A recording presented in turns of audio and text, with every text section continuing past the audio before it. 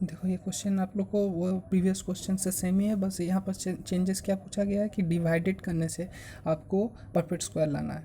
That means previous question में आप लोग ने क्या किए थे, कुछ एक नंबर को मल्टीप्लाई किए थे, उसका पेयर नहीं बन रहा था, उसलिए वो परफेक्ट स्क्वायर नहीं हो रहा था।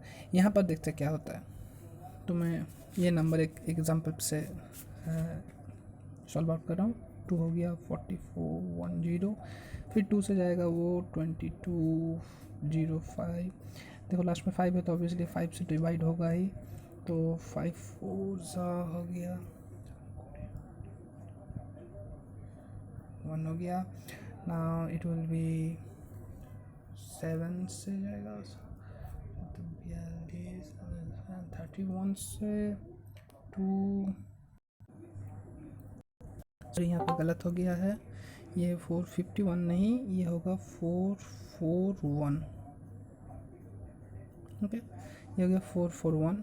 5 से करेंगे 5441 होगा 2205। अब ये फिर से करते हैं 3 से जाएगा 3 1 3 4 3 7 ये 7 से, ये फिर 3 से और नहीं जाएगा। दैट मीन्स आपको जो ये 8820 मिला था, इसको अगर हम लोग रिप्रेजेंट करते हैं तो देखो ये कुछ कैसा बनेगा, 2 इंटू 2, 5 इंटू 3, 7 इंटू 3 इंटू 7 कितना था देखो, 1 2 3 4 5 6 7, 1 2 3 4 5 6 7।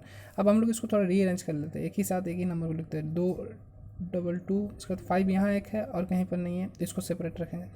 3 देखो यहाँ पर 2 बार है तो 3 को 2 बार नेक्स्ट लिख दे रहे हैं। 7 को 2 बार है लिख दे रहा है नेक्स्ट, और ये 5 लास्ट में लिख रहा है। अभी देखो इनका पेयर बन गया, दैट मीन्स 2 का स्क्वायर बन गया, ये 3 का स्क्वायर बन गया, ये 7 का स्क्वायर बन गया, और ये 5 तो सेपरेट रह गया, इसका कोई पेयर नहीं है।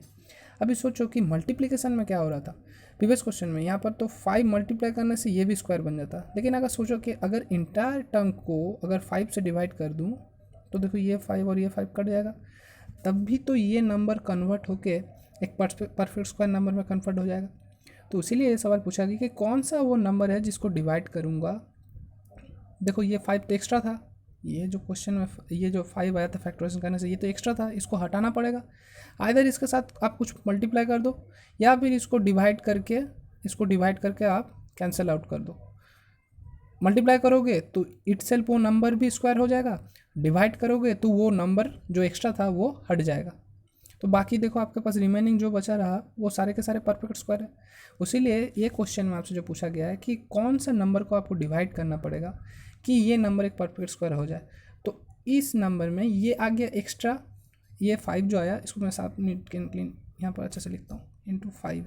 ये जो 5 एक्स्ट्रा आ गया, ये जो 5 एक्स्ट्रा आ गया, 2 स्क्वायर बना, 3 स्क्वायर बना, 7 स्क्वायर बना, लेकिन ये 5 एक्स्ट्रा, इसको अगर हम डिवाइड कर देते हैं 5 से ही, जो नंबर था उसी नंबर से अगर डिवाइड कर देते हैं तो ये कैंसिल आउट हो जाएगा, 5 1 5 आ जाएगा। दैट मीन्स मुझे पता चल गया कि अब डिवाइड करने के बाद जो मेरे पास रिमेनिंग रहेगा वो एक परफेक्ट स्क्वायर नंबर रहेगा। तो उसी तरीके से हम लोग कह सकते हैं कि ये जो एक्स्ट्रा रह गया 5, इसी से मुझे डिवाइड करना पड़ेगा। That is the smallest number that we should divide to get a perfect square number. तो क्वेश्चन नंबर 4 में देखो आपको ये जो क्वेश्चन गिवन था, इसको कौन सा स्मॉलेस्ट नंबर से डिवाइड करना पड़ेगा। आपने प्राइम फैक्टराइजेशन करने के बाद पता चला कि 5 वो नंबर 5 है जिससे डिवाइड करना पड़ेगा, तो जाके वो एक परफेक्ट स्क्वायर हो जाएगा। दैट मीन्स आपके पास कुछ ऐसा रहेगा, इसको अगर आप एंटायर को अगर 5 से डिवाइड करोगे तो क्या होगा, ये 5 और 5 कट जाएगा और फिर रिमेनिंग बचा रहेगा 2 square into 3 square into 7 square, जो कि एक परफेक्ट स्क्वायर है। और फर्दर में ये भी पूछा जा सकता है कि वो नंबर कौन सा है वो निकालो डिवाइड करने के बाद, तो ये नंबर आ जाएगा। दैट मीन्स ये सारे के स्क्वायर है, किन के 2 इंटू 3 इंटू 7 के। दैट मीन्स 2 3 जा 6, 6 इंटू 7 हो जाता है, अच्छा एक ही बार में कर देता हूँ, 2 3 जा 6 42 का स्क्वायर। देखो आपको पता चल गया कि वो नंबर को अगर मैं 5 से डिवाइड कर देता हूँ तो वो एक परफेक्ट स्क्वायर हो जाता है, जो कि 42 का स्क्वायर के साथ सेम होता है। ओके। अगर मैं उस नंबर को 5 से डिवाइड कर देता हूँ, और 5 कैसे पता चला, जब तक आप लोग ऐसे फॉर्म में नहीं लाओगे तब तक पता ही नहीं चलेगा कि कौन सा एग्जैक्टली नंबर से डिवाइड करना पड़ेगा। इसीलिए नंबर को आप ऐसे मत देखो, इसको ऐसे प्राइम फैक्टराइजेशन के फॉर्म में लेके जाओ, उसके बाद आपको पता चलेगा कि कौन सा नंबर से डिवाइड करना पड़ेगा।